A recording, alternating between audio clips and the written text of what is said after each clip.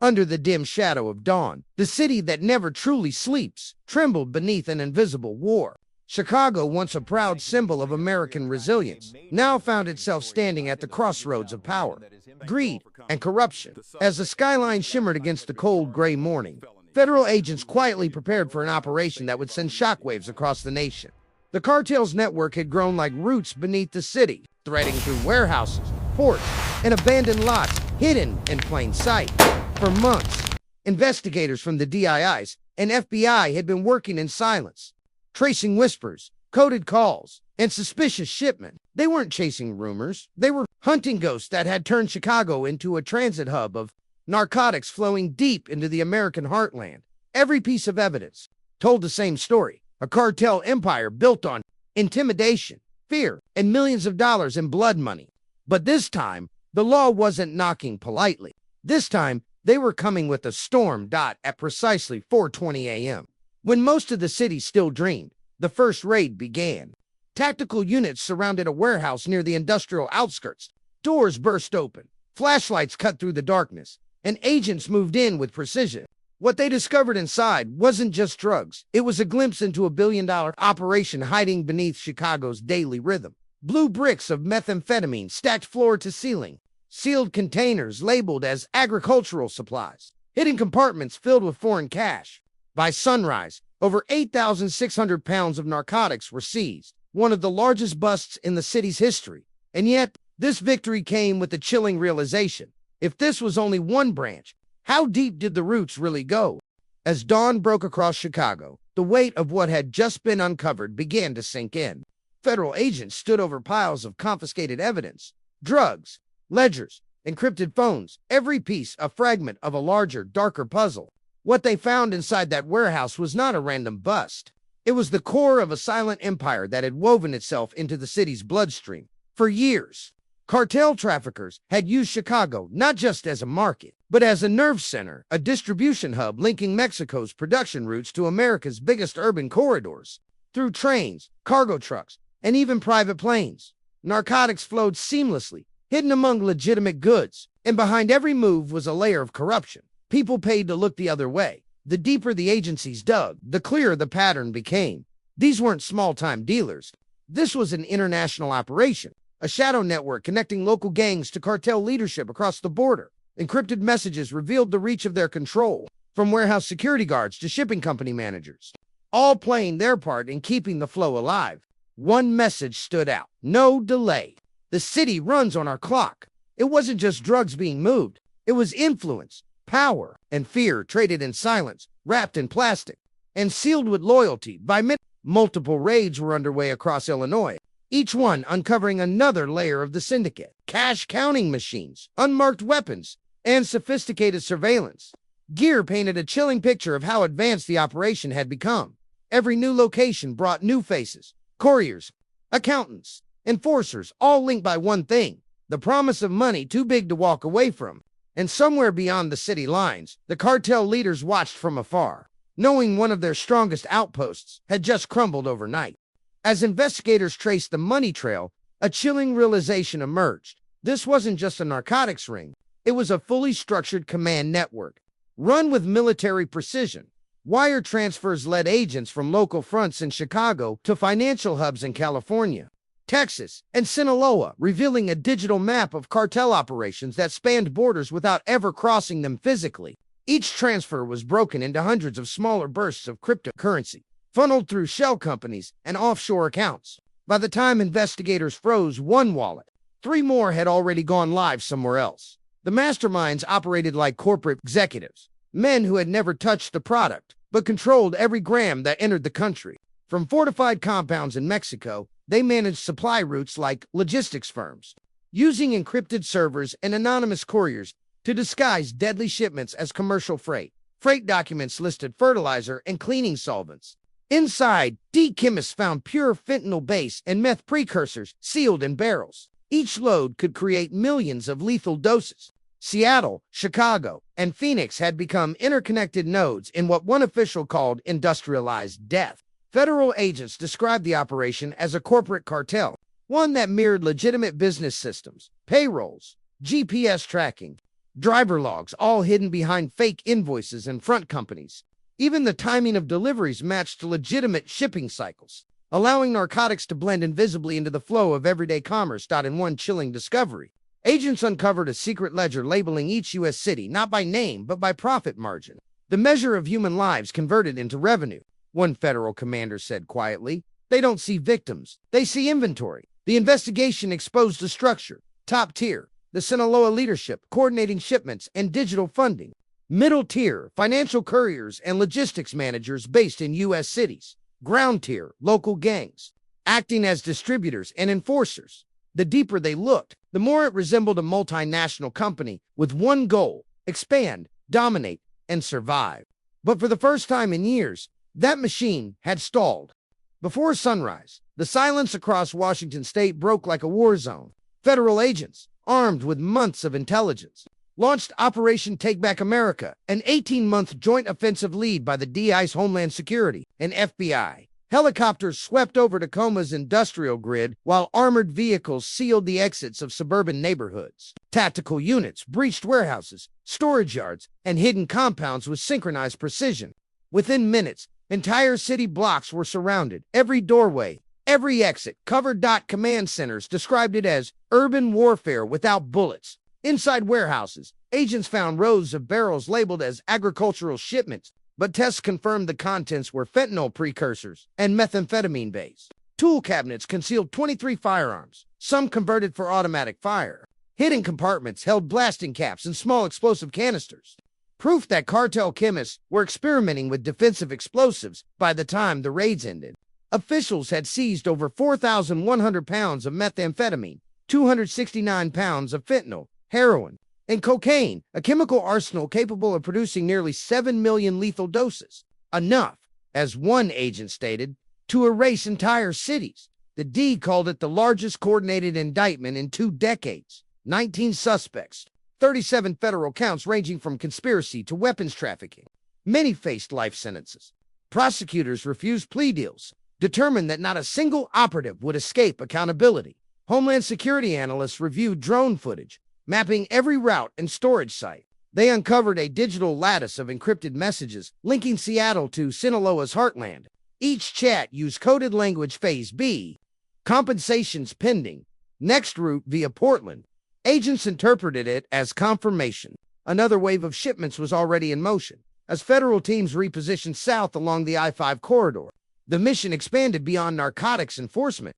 It became a national counterinfiltration campaign, targeting logistics, digital financing, and recruitment networks. At the Justice Department, officials convened emergency briefings.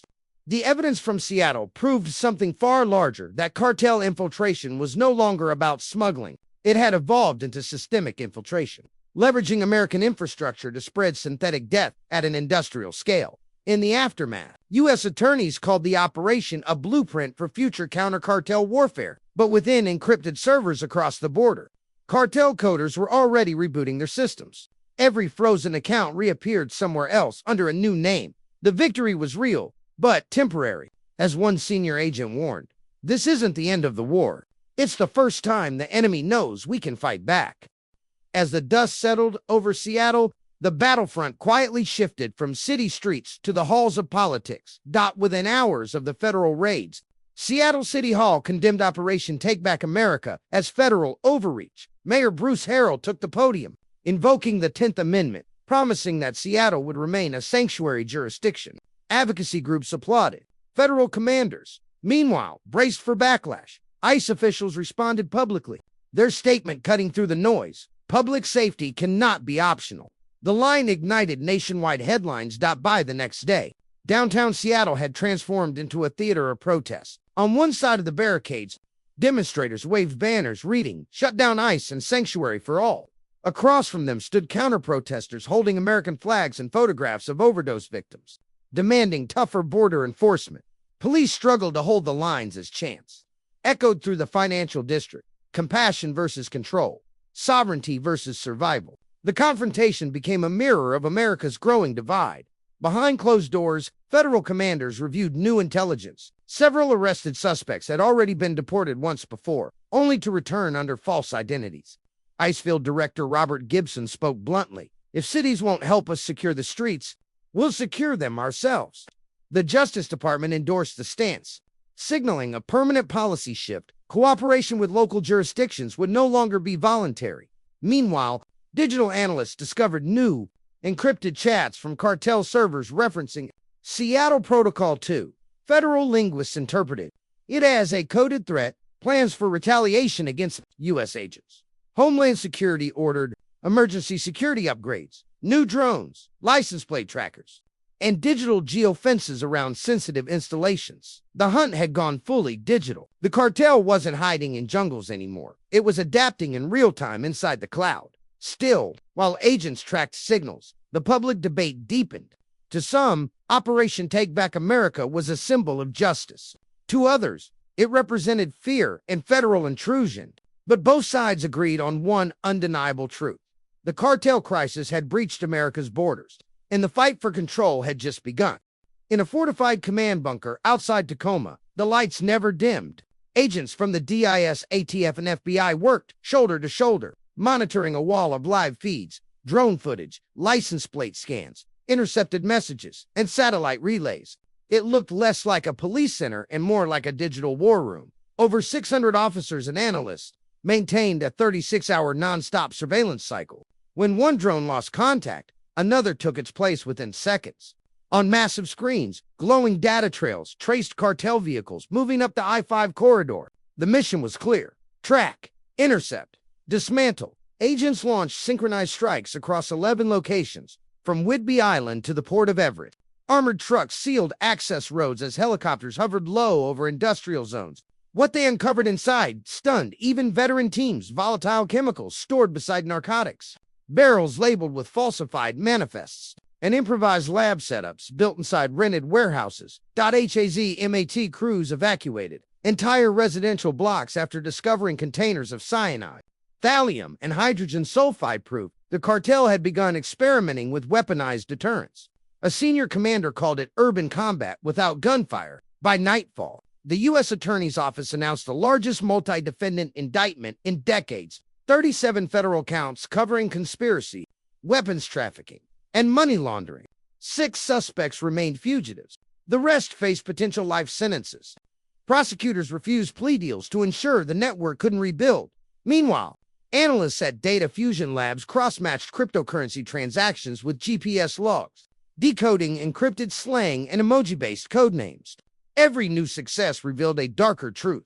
The cartels were studying federal playbooks almost as fast as agents could update them. Then, during the final sweep of intercepted data, an encrypted signal appeared, short, pulsing, and unmistakable. One digital message slipped through the net, labeled only Project Seraph, for every officer in that command center. The meaning was clear. The cartel war wasn't over. It had just gone silent, shifting from streets to servers, from guns to code. And somewhere, in a hidden network across the border, the next operation was already starting to breathe. As dawn broke over the Pacific Northwest, federal convoys rolled through the rain, trucks loaded with evidence, escorted by armored vehicles. Inside the Seattle field hub, analysts pored over thousands of seized files, burner phone logs, crypto ledgers, and shipment records. Each document revealed the same chilling truth. The Sinaloa cartel had transformed legitimate trade routes into an international logistics system of death.